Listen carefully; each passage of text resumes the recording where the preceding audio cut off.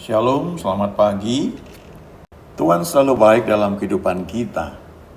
Tak pernah berkesudahan kasih setianya, tak pernah habis rahmatnya, selalu baru setiap pagi.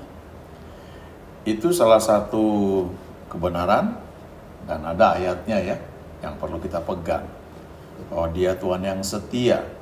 Seringkali dalam kehidupan kita, tanpa sadar kita terpengaruh oleh kepercayaan orang lain yang mengatakan tanpa kita sadari ya bahwa Tuhan itu berubah-ubah.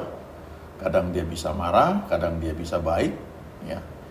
Ketika seseorang bertobat, terima Yesus walaupun keadaannya kacau sekali seperti penjahat di samping Tuhan Yesus yang bertobat ya. Pada saat itu juga dia sudah terima free ya keselamatan. Karena Tuhan Yesus berkata, hari ini juga engkau akan bersama dengan aku di Firdaus. Ya. Dia nggak sempat ngapa-ngapain. Ya. Dia langsung pada saat itu terima Tuhan Yesus. Nah kita melihat ini luar biasa ya. Kasih Tuhan sangat besar. Tuhan begitu mengasihi. Lalu kita lihat misalnya pengalaman Zakheus. Waktu dia berjumpa dengan Yesus. Dia orangnya pendek ya, dikatakan di firman Tuhan seperti itu. Sehingga usaha dia untuk bisa melihat Yesus itu seperti apa adalah dia berlari duluan di jalur yang akan dilalui oleh Yesus dan rombongannya. Lalu dia naik ke sebuah pohon. Dan ketika Yesus sampai di sana, ya, Yesus berkata, "Zakheus, turunlah, sebab aku harus mampir di rumahmu." Ya, kira-kira seperti itu. Sedikit joke ya. Ada cerita bertahun-tahun yang lalu. Entah ini benar ataukah ini cuma joke ya. Ada guru sekolah minggu yang mengajarkan cerita mengenai Zakheus naik ke sebuah pohon untuk melihat Yesus itu seperti apa. Tapi waktu guru sekolah minggu ini cerita, dia lupa ya. Dia nggak sebut Zakheus, yang dia sebut Lazarus. Padahal di Alkitab Lazarus itu terkenal sebagai saudara dari Maria dan Marta yang mati kemudian dibangkitkan. Jadi guru sekolah minggu ini bilang Lazarus naik pohon untuk melihat Yesus itu seperti apa orangnya. Nah waktu dia sudah ngomong seperti itu ya, tiba-tiba dia sadar. Salah ternyata ini. Ada juga murid-murid yang tahu. Ya, Bu Guru salah itu ya. Bukan Lazarus yang naik ke pohon. Tapi guru ini nggak mau kehilangan muka ya. Dia buat improvisasi. Jadi begitu dia sampai di tempat Zakheus itu naik pohon, ya, dia sebutnya kan Lazarus yang naik pohon. Jadi begitu itu sampai, Yesus berkata, Lazarus turun, sebab Zakheus mau naik. Jadi kembali ke skenario yang sebenarnya, Zakheus yang naik pohon, bukan Lazarus. Jadi kalau Lazarus naik pohon, dia mesti turun, karena Zakheus yang mesti naik. Dari joke ini sebenarnya ada beberapa pelajaran ya, pelajaran menarik. Ya, bahwa masing-masing orang itu punya peran. Ya, perannya itu berbeda-beda. Ada yang menjadi seperti Zakheus, ada yang menjadi seperti Lazarus. Nah, kita jangan mengambil porsi peran orang lain. Ya. Jadi Tuhan berkata kepada Lazarus, Lazarus turun sebab Zakheus mesti naik. Ya kembali ke cerita Zakheus ya. Akhirnya Yesus kan menumpang di rumah Zakheus ya. Dia mampir dengan rombongannya di situ. Dan Zakheus senang sekali. Lalu orang-orang mulai bisik-bisik dan mulai ngomong, oh ini kok makan di rumah orang berdosa. Tapi Yesus berkata, aku datang bukan untuk mencari orang yang benar, ya. Aku mencari orang-orang yang terhilang, ya, domba-domba yang terhilang. Yang memerlukan obat itu adalah orang-orang sakit, ya. Lalu Zakheus berdiri dan berkata, Tuhan, ya, setengah dari milikku akan kuberikan kepada orang miskin, dan sekiranya ada orang yang pernah kuperas akan kukembalikan 4 kali lipat. Lalu Yesus berkata, Hari ini terjadi keselamatan di rumah ini karena orang ini pun anak Abraham. Nah, kita melihat Tuhan yang begitu baik ya. Pemungut cukai yang tidak disukai banyak orang ya. Karena sejujurnya berapa banyak sih orang yang sebenarnya suka bayar pajak ya. Kan secara nature itu mungkin gak banyak yang suka ya. Kecuali sadar bahwa itu memang bagian dari cara yang baik yang pemerintah buat supaya negeri di mana kita tinggal ini bisa dibangun. Tapi mungkin yang terjadi khususnya di zaman Zakheus tersebut, para pemungut cukai, pemungut pajak itu suka semena-mena ya, bertindak lebih daripada yang seharusnya. Suka melakukan pemerasan ya. Kelihatannya seperti itu. Sehingga image tentang pemungut cukai atau pemungut pajak itu menjadi jelek ya, tidak disukai banyak orang. Tapi toh Tuhan menerima orang seperti Zakheus yang jabatannya itu bukan hanya pemungut cukai atau pemungut pajak, tapi kepala ya, kepala pemungut cukai, kepala orang yang mengurus pajak. Jadi ini hebat sekali ya, kita bisa melihat kasih Tuhannya diperagakan. Contoh yang lain lagi adalah perempuan yang kedapatan sakit, perempuan yang kedapatan berbuat dosa, ya, kedapatan berzina, lalu ditangkap dan dibawa ke hadapan Yesus. Nah, ketika dibawa, ya, orang-orang itu bilang perempuan ini kedapatan sedang berbuat zina. Menurut hukum Musa, perempuan ini harus dilempari dengan batu sampai mati. Lalu mereka tanya kepada Yesus, menurut Yesus bagaimana? Ya.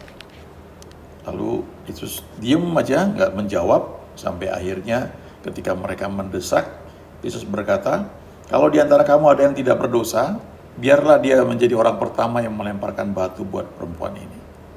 Nah, perkataan itu langsung menusuk hati mereka karena mereka sadar mereka tidak ada yang tidak berdosa, apalagi yang sudah lanjut usianya, semakin sadar diri ya. Jadi satu persatu mereka meninggalkan perempuan itu, dan akhirnya semuanya pergi, tinggal Yesus dan perempuan itu. Lalu Yesus bertanya, hai wanita, ya, di manakah mereka yang lain itu? Tidak adakah yang menghukum engkau? Lalu perempuan ini berkata, tidak ada Tuhan. Lalu Yesus berkata, aku pun tidak menghukum engkau. Ya, pergilah dan jangan berbuat dosa lagi mulai sekarang. Nah, itu kejadian yang luar biasa, menunjukkan kasih Tuhan yang besar, yang mengampuni orang-orang yang bersalah. Ya. Nah, cerita-cerita seperti itu luar biasa. Di sisi lain ada lagi cerita tentang dua orang anak sulung dan anak bungsu. Anak yang bungsu pergi menghabiskan hartanya berfoya-foya dengan para pelacur, dan ketika sudah habis-habisan, gak punya apa-apa lagi, lalu dia sadar di rumah bapaknya sangat berlimpah-limpah, lalu dia memutuskan kembali ke rumah bapaknya dan minta untuk menjadi pegawai, ya, menjadi orang yang bekerja di rumah bapaknya, karena dia sadar bapaknya baik sekali, dia gak perlu jadi anak, ya, jadi pegawai aja, yang penting makanannya terjamin. Tapi bapaknya lihat dia dari jauh, bapaknya sambut dia, peluk dia. Dan anaknya baru bilang, Bapak, aku telah berdosa terhadap surga dan terhadap Bapak. Aku tidak layak lagi disebutkan anak Bapak. Jadikan aku sebagai salah seorang pekerjamu. Ya. Belum selesai dia ngomong itu, bapaknya langsung peluk, ya. Bapaknya bilang, ayo kasih pakaian, ganti pakaiannya, ya, kasutnya kenakan. Kemudian kenakan cincin, ini anakku hilang dan sudah kembali lagi. Seketika itu juga dipulihkan keadaannya. Ini sesuatu yang bagi kebanyakan kita sulit diterima. Kita terima cerita itu, tapi kalau diterapkan, diaplikasikan dalam kehidupan kita, alam bawah sadar kita itu menolak. Karena kita merasa nggak adil dong, nggak fair dong. Ya, padahal sering kita mungkin suka berdoa minta favor. Favor kemurahan Tuhan ya. Favor is unfair ya. Favor itu yang memang gak fair ya. Tapi kan itu kemurahan Tuhan. Jadi seringkali orang tuh lebih bersikap seperti anak sulung. Ketika anak bungsunya dari bapaknya ini datang bertobat dan bapaknya buat pesta, dia marah. Ya. Karena dia merasa dia sekian lama setia nggak dapat apa-apa. Ini adiknya udah habis-habisan, kok datang tiba-tiba dapat perlakuan istimewa. Ya. Nah, kadang-kadang kita seperti itu, ya, apa kita sadari. Nah, kita bisa kagum akan kasih Bapa kepada anak bungsu. Tapi di sisi lain alam bawah sadar kita itu menolak cerita itu. Jadi kalau ada orang Kristen yang sudah bertobat, lalu dia belum sempurna, ya nggak ada yang sempurna ya selama di dunia ini. Dia masih pembentukan Tuhan ya. Tapi ketika beberapa hal dalam hidupnya itu membuat kita tersandung, kita menolak. Lalu kita berpikir Tuhan akan menghukum dia, Tuhan akan melemparkannya ke neraka dan sebagainya, ya. Sehingga pengertian kita tentang keselamatan itu jadi campur aduk, ya. Kita melihat orang hari ini bertobat, ya, besok bisa hilang keselamatannya, kemudian karena hal-hal sepele, ya. Karena mungkin kurang berdoa, ya, kurang mengucap syukur. Kita mengambil referensi di Alkitab ketika orang Israel pun di perjanjian lama itu sudah berkali-kali ya nggak percaya pada firman Tuhan, berkali-kali berontak, udah 10 kali katanya. Akhirnya baru diputuskan mereka tidak masuk tanah perjanjian. Nah, tanpa sadar kita itu akhirnya punya dua cara berpikir ya, atau dua alat ukur ya. Kita bilang Tuhan itu mengasihi, Tuhan itu mengampuni setiap orang yang mau dosanya kayak apapun diampuni, asalkan dia bertobat, terima Tuhan Yesus. Tapi ketika orang itu mungkin jatuh, kepleset, ya, dengan mudah kita berkata bahwa orang ini tidak layak untuk diselamatkan. Ya. Akhirnya itu ukuran kembali kepada kita. Padahal kalau kita baca firman Tuhan, kita mau belajar, tidak seperti itu. Kasihnya nggak berubah. Tapi memang janji yang Tuhan berikan kepada setiap kita itu ada syaratnya. Itu sebabnya sering dikatakan bahwa kasih Tuhan itu tidak bersyarat. Ya, God's love is unconditional. Ya. Tuhan itu sudah mengasihi kita ketika kita masih berdosa. Bahkan ketika kita belum lahir pun, Yohanes 3:16 itu kan udah ada ya. Karena begitu besar kasih Allah kan dunia ini sehingga ia telah mengaruniakan anaknya yang tunggal. Ya, di kayu salib dia mati supaya kita yang percaya kepadanya tidak binasa, melainkan beroleh hidup yang kekal. Ya itu sudah ada ya. Dan itu berlaku terus sampai nanti Tuhan datang. Di masa anugerah ini pintu anugerah Tuhan tuh terbuka lebar-lebar. Nah, kemudian ketika kita sudah berada menerima keselamatannya, kalau kita pelajari Alkitab, kita itu sedang dalam proses yang disebut sanctification. Ya. Tapi roh kita sudah lahir baru, sudah mengalami pembenaran, justification. Itu sebabnya kita layak menyembah Tuhan. Firman Tuhan berkata Allah itu roh, barang siapa menyembahnya harus menyembah dalam roh dan kebenaran. Roh kita ini yang membuat kita bisa menyembah Tuhan, yang sudah lahir baru. Itu yang melayakkan kita. Kita menjadi anak-anak Allah. Karena anak kita mewarisi apa yang dia miliki. Ya, kita terima itu. Tapi di sisi lain ada yang namanya janji-janji Tuhan. Nah, janji itu bersyarat. Kalau kita nggak lakukan, nggak penuhi syaratnya, ya kita nggak terima janjinya. Banyak sekali janji Tuhan di Alkitab itu perlu kita pelajari. Tapi kita perlu bedakan antara janji Tuhan dengan status kita sebagai anak. Jangan dicampur aduk. Pada waktu kita dapat tugas pelayanan, entah sebagai apapun, ada reward yang Tuhan berikan. Orang yang sungguh-sungguh mencari Dia akan menerima upah. Ibrani 11 ayat 6 berkata seperti itu. Give and it shall be given. Berilah, kamu akan diberi. Itu firman Tuhan. Siapa memberi, dia akan diberi. Ada yang menyebar harta tapi bertambah kaya. Ada yang menghemat secara luar biasa namun selalu berkekurangan. Ya. camkan ini, orang yang menabur sedikit akan menuai sedikit. Orang yang menabur banyak akan menuai banyak. Itu janjinya. Jadi kalau ada orang yang menabur sedikit, dia menuai sedikit, ya jangan protes sama orang yang menabur banyak dan dia menuai banyak. Bukan Tuhan lebih mengasihi orang yang menabur banyak. Enggak, kasihnya sama. Kita nggak menabur, ya kita nggak menuai. Tapi apakah Tuhan mengasihi kita? Tetap mengasihi kita. Nah ini yang perlu kita sadari ya. Bedakan antara kasih Tuhan dan janji Tuhan.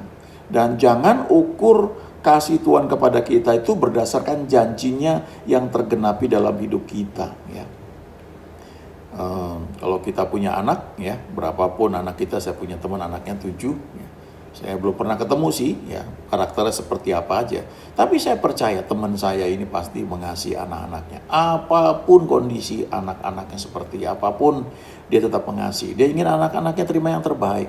Tapi kan sikap, reaksi, apa yang diperbuat oleh anak-anaknya itu masing-masing kan berbeda-beda. Nah sebagai orang tua ya, kita punya anak, kita perlu latih, ajarkan. Supaya mereka itu dari sejak kecil, dari sejak muda, belajar mengerti janji-janji Tuhan, syaratnya seperti apa, dan hidup di dalam hukum-hukum Tuhan. Supaya apa yang Tuhan janjikan mereka bisa nikmati. Misalnya, hormati orang tuamu supaya lanjut usiamu, itu firman Tuhan. Ya. Jadi kita perlu ajarkan anak-anak kita supaya sikap respek, bukan karena kita jadi tersinggung kalau nggak dihormati ya. Ya memang bisa aja itu tersinggung, tapi jangan motifnya karena itu. Ya motifnya tuh karena ini ajarin loh, kalau kamu nggak bersikap baik, sikap respek sama orang tuamu, nanti hidupmu akan sulit. Nah itu firman Tuhan. Ya ingat baik-baik, God is good all the time. Amin.